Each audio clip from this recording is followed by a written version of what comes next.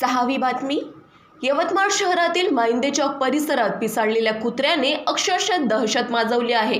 काल रात्री एका अपार्टमेंट परिसरात या कुत्र्याने तब्बल 9 नागरिकांचा लचका तोडला असून जखमींना तातडीने वैद्यकीय महाविद्यालयात दाखल करावे लागले आहे.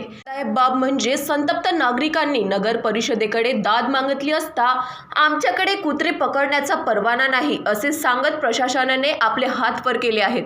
प्रशासनाच्या या बेजबाबदारपणामुळे नागरिक आता जीव मुठीत धरून हातात काठ्या आणि दगड घेऊन घराबाहेर पडत आहेत.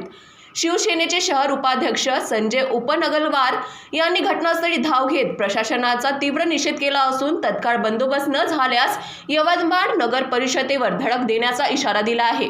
शिवाजीनगर, गिलानीनगर आणि समर्थवाडी परिसरातही भटक्या कुत्र्यांनी उच्छांद मांडला असून आता यवतमाळकर या दहशतीतून मुक्त होणार का हाच मोठा प्रश्न आहे. महान्यूज 7 करिता यवतमाळवरून अक्रम दिवान यांची रिपोर्ट.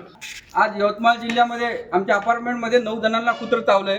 सगळीकडे आजूबाजूला त्रास होत आहे. आम्ही सगळेजण अक्षरशः विटा हे घेऊन येत आहे. प्रत्येक जणाच्या अंगावर येऊन चावत आहे. आमच्या सुरक्षेचा प्रश्न निर्माण होत आहे. यासाठी शासन आपली नगरपालिका काय करत आहे आमच्यासाठी.